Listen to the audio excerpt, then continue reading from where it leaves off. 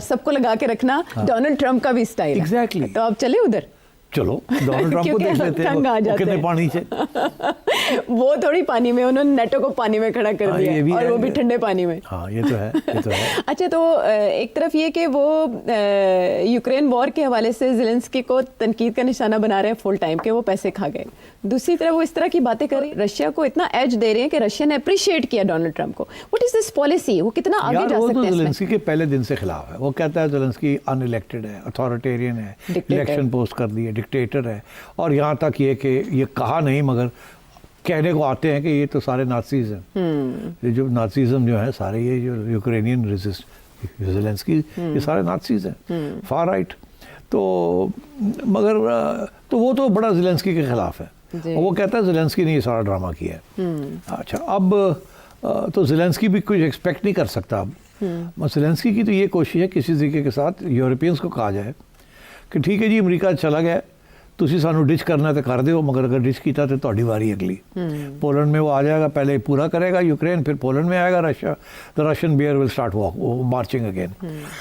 Europeans डरते हैं क्योंकि उन्होंने 20 साल 25 साल से अपने डिफेंस एक्सपेंडिचर्स ही नहीं किए। वो नेटो जब से आया अमेरिका कर रहा सब कुछ, अब वो उनको आदत पड़ गई है कि पैसे ही नहीं खर्च करने डिफेंस के ऊपर, और उन्होंने वादा भी किया था कि करेंगे अप टू 2.5%, वो भी नहीं किया। अब वो कह रहा है 5% करें। वो तो कोई आसान काम नहीं है, इतने पैसे ये डिफेंस पे कहाँ से लगाएंगे? ये तो इनकी इकोनॉमीज इतनी कमज़ोर हैं कि उड़ जाएंगे ये, अगर इतने पैसे इन्होंने डिफेंस पे लगाए। और अगर डिफेंस पे लगाए तो ये तो वक्त लगेगा ना, रीटूलिंग करना सारी मशीनरी को, पैसे इकट्ठे करने, फिस्कल डिफिसिट्स को कंट्रोल करना, बजट्स को बनाना, कहाँ से आएंगे?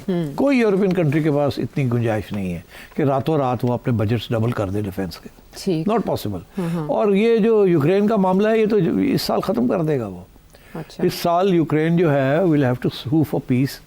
और जो डोनाल्ड ट्रंप चाह रहा है कि जितने इलाके रूस ने कॉन्कर किए हैं वो अब रूस के हो जाएंगे, डी फैक्टो वहाँ लाइन बन जाएगी, और यूक्रेन जो है वो डिसफंक्शनल किस्म की एक रंप रह जाएगा पीछे, जो कि नेटो का हिस्सा नहीं होगा, एक बफर स्टेट बन जाएगी। तो that is what Russia wants. अच्छा। और यूरोपियंस ये कह रहे हैं कि रूस रुकेगा नहीं, आप रूस को थोड़ी सी ढील देंगे वो पूरा खींच ही लेगी, रस्सी पूरी खींच लेगा। और ये पहला कदम है, आप इसको ये ओके कर दें कि जो उन्होंने टेरिटरीज ली हैं वो पक्की उनकी होगी, तो उसके बाद अगला कदम है वो बाकी जगह पे भी आ जाएंगे, उसके बाद वो रुकेंगे नहीं। तो ये यूरोपियंस ये लाइन लेते हैं। अमेरिका ये कह रहा है कि नहीं, ये ऐसी कोई बात नहीं है, रशिया की इकोनॉमी इतनी स्ट्रांग नहीं है, इतनी मिलिट्री इतनी स्ट्रांग नहीं है, अभी भी बड़ी मुश्किल से यहाँ तक पहुँचे हैं। और कितनी देर होगी इस वॉर को? 2 साल 3 साल तो होने जा रहे हैं ना, और काफ़ी नुकसान हुआ रशिया का, दे लॉस्ट ओवर 100,000 ट्रूप्स।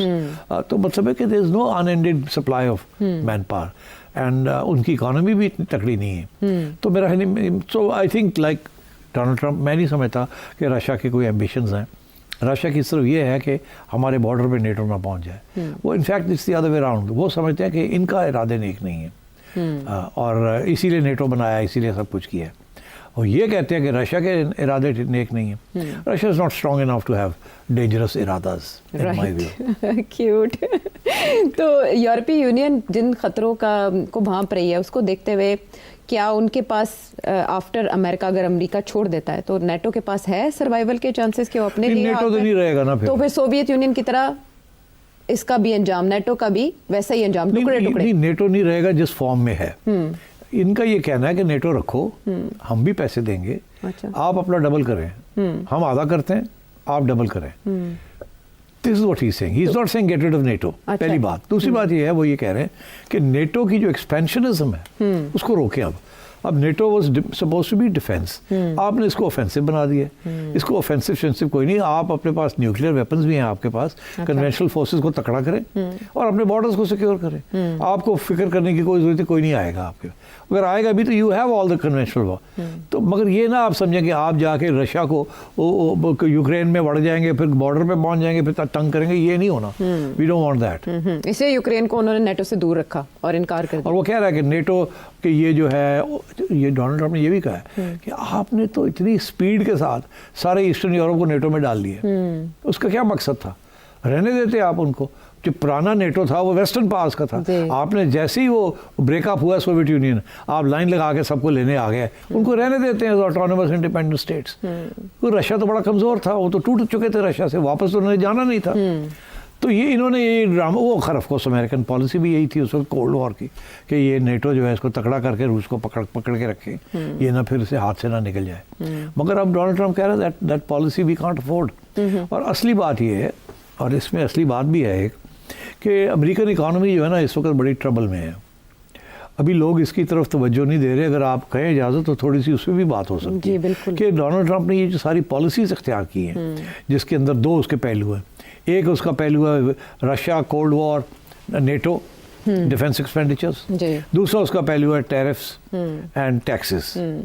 तो we need to discuss this कि डोनाल्ड ट्रंप का एजेंडा क्या है। एजेंडा क्या है, तो उससे पहले इसको कंक्लूड कर लेते हैं, ये वाले को टैरिफ की तरफ जाने से पहले, कि रशिया को इतनी फेवर्स देने का मतलब क्या रशिया को वक्त से पहले चाइना से डिसएंगेज करना है, जो फ्रेंडशिप चाइना एंड रशिया की? That's a very good point, because Russia China इस वक्त बड़े स्ट्रॉन्ग पोजीशन में है टू स्ट्रेंथन ब्रिक्स। आज डोनाल्ड ट्रंप का फिर वार्निंग आई है कि अगर आपने ब्रिक्स में डॉलर को कमज़ोर करने की कोशिश की तो ऐसी थोड़ी फटे चुक जाएंगे, ऐसा ही है ना। तो वो तो यही चाहेगा कि रशिया को ज़रा खुश करके रखे, ताकि रशिया चाइना के साथ मिलके गड़बड़ ना करे, और ये बैलेंसिंग एक्ट करना चाहेगा। इस वक्त तो गुंजाइश नहीं थी, बिकॉज रशिया को आपने पकड़ने की कोशिश की हुई थी, तो उसके पास चारा नहीं था कि वो चाइना के साथ मिलके और ब्रिक्स को स्ट्रॉन्ग करे। मगर अगर रशिया के साथ अमेरिका के तल्लुकात बेहतर हो जाते हैं, तो मैं नहीं समझता कि ब्रिक्स इतना इफेक्टिव वेपन अगेंस्ट अमेरिका इस्तेमाल हो सकेगा कि नहीं। So I think on that point Donald Trump is on the right track. आगे आइए आप कि अब डोनाल्ड ट्रंप ने जो सारा कुछ किया है, it's not only for all this. I think behind this is a very serious problem with the American economy. देखिए, डोनाल्ड ट्रंप का जो इलेक्शन एजेंडा था, उस इलेक्शन एजेंडा में उसने कहा था कि मैं टैक्सेस रिड्यूस करूंगा, मैं टैक्सेस 15% पे ले आऊँगा, हाईएस्ट ब्रैक फॉर कॉर्पोरेट्स। अच्छा, तो डोनाल्ड ट्रंप की जो पार्टी है, party of the rich Republican party, right wing, और यही उसका एजेंडा है कि मैंने टैक्सेस कम करने हैं, क्योंकि टैक्सेस कम करने के साथ जो आपकी जेब में पैसे हैं वो बढ़ जाते हैं, तो आपकी खरीदो फरोख्त ज़्यादा कर सकते हैं आप। तो ये एक राइट विंग एजेंडा है। अब जब वो टैक्सेस रिड्यूस करता है, जिस तरीके से वो कह रहा है वो करेगा, तो उसका जो डज लगती है बजट में, वो $1 ट्रिलियन की डज लग जाती है। कितनी? $1 ट्रिलियन। $1 ट्रिलियन, $1 ट्रिलियन हुआ 1,000 बिलियन। छोटा अमाउंट तो नहीं है। तो इस वक्त सिचुएशन ये है कि अगर टैक्स कम कर देता है, और ये पैसे बजट में कहाँ से आएंगे जो कम हो जाते हैं जी। इस वक्त अमेरिका की जो फिस्कल डिफिसिट है, जो यहाँ हम बात करते हैं पाकिस्तान में कि फिस्कल डिफिसिट जो है, हम खर्चे ज़्यादा कर रहे हैं और आमदन कम है, उसके साथ कर्जे बढ़ाने पड़ते हैं ना। तो इस वक्त अमेरिका की जो फिस्कल डिफिसिट है, वो मेरा ख्याल 1975 के बाद जो आज फिस्कल डिफिसिट है वो डबल हो चुकी है इन टर्म्स ऑफ जीडीपी। अगर उस वक्त 3.5% जीडीपी की फिस्कल डिफिसिट थी, अब 6.5% के करीब उनकी फिस्कल डिफिसिट हो गई है, और डेट जो है वो बहुत बढ़ गई है। इस वक्त अमेरिका की डेट जो है अगले साल तक वो 100% से भी बढ़ जाएगी ऑफ जीडीपी। अगर जीडीपी उनकी ₹1 है तो डेट भी उनकी ₹1 हो जाएगी। It's impossible to sustain. हम पाकिस्तान की बात करते हैं, हम डेट पेमेंट्स नहीं कर सकते, हमारी फिस्कल डिफिसिट 7% पे पहुंची हुई है, ठीक है ना, टैक्स कम है, खर्चे ज़्यादा है। अमेरिका का भी यही हाल है। तो अमेरिका का ये हाल है, तो अमेरिका तो अफोर्ड नहीं कर सकता। अगर ऐसे ही काम चलता रहा तो अमेरिका की जो तबाही हो जाएगी, वहाँ तो पिटाई हो जाएगी, वहाँ तो पैसे नहीं होंगे उनके पास कुछ खर्च करने के लिए। तो इसलिए उसने ये प्रोजेक्ट बनाया कि मैंने टैक्सेस कम करने हैं। टैक्सेस जब कम होंगे तो सरमायादार के पास पैसा ज़्यादा होगा, पैसा ज़्यादा होगा तो इन्वेस्टमेंट होगी तो ग्रोथ होगी।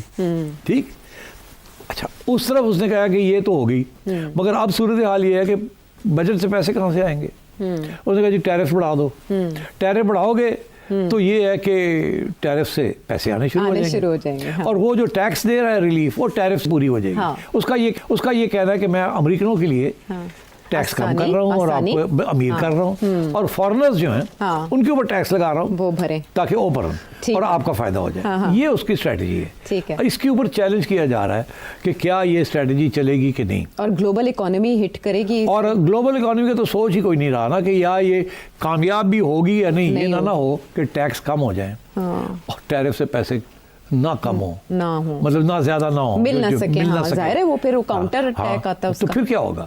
और अगर दूसरों ने भी अपने टैरिफ बढ़ा दिए जी। तो फिर तो किसी का फायदा नहीं है उसके नहीं अंदर। है। तो डोनाल्ड ट्रंप के एक्सपोर्ट्स कम हो जाएंगे, तो एक्सपोर्ट्स कम होंगे तो फिर प्रॉब्लम बन जाएगा। हाँ। तो लोग इसको चैलेंज कर रहे हैं, ये इकोनॉमिक फलसफे को, कि टैक्स कम कर दिया, लोगों को खुश कर दिया, अपने लोगों को, बाहर वाले लोगों के चीज़ों के ऊपर टैक्स बढ़ा दिया ताकि वो नाराज़ हो जाए, होंदे हों। मगर क्या जितना नुकसान टैक्स रिड्यूस करने से हो रहा है बजट को, जी। क्या उससे ज़्यादा ये उतना ले लेंगे टैक्स टैरिफ से? नहीं। मगर लोग ये याद करते हैं कि 18वीं सदी में जी, सारा का सारा रेवेन्यू जो यूनाइटेड स्टेट्स का आता था वो टैरिफ से आता था, 100%। ओके, 1900 में 50% आता था, और अब तो कुछ भी नहीं आता। तो डोनाल्ड ट्रंप उसको चेंज करने की कोशिश कर रहा है कि किसी तरीके के साथ ड्यूटीज़ के साथ। अब मैं आपको ये भी बता दूं कि पाकिस्तान के जी। टैक्सेस जो हैं और इंपोर्ट ड्यूटीज़ जो टैरिफ जिसे कहते हैं, हमारी इंपोर्ट ड्यूटी से ज़्यादा पैसे आते हैं, टैक्सेस से बहुत कम आते हैं। तो ये अब एक फ़लसफ़ा है कि जो इंपोर्ट करते हैं उसके ऊपर टैक्स लगा दें ताकि रेवेन्यू बन जाए। ओके, तो डोनाल्ड ट्रंप भी वही रास्ता ले रहा है। मगर ये रास्ता जो है, ये ग्लोबल ट्रेड जो रूल्स बनाए थे पोस्ट कोल्ड वॉर के बाद, ठीक। सेकेंड वर्ल्ड वॉर के बाद, जैसे रूल्स बेस्ड ऑर्डर, उसके अंदर WTO वर्ल्ड ट्रेड ऑर्गेनाइजेशन, जी। उसके अंदर ये फैसला हुआ था कि हर मुल्क को चाहिए टैरिफ ताकि तजारत फ्री फ्लो हो। ओके, अब ये लग ऐसे रहा है कि इसके साथ हाँ, टैरिफ्स बढ़ेंगे, इधर बढ़ेंगे तो उधर भी बढ़ेंगे, सबका नुकसान होने जा रहा है। ठीक और है। डोनाल्ड ट्रंप का शायद फ़ायदा ना हो को एक दफ़ा टैक्स कम कर दिए डोमेस्टिक इनकम टैक्स, और उधर से पैसे ना आए तो फिर क्या होगा? फिर ठीक है। बैंक्रप्सी फिर से नजर आएगी।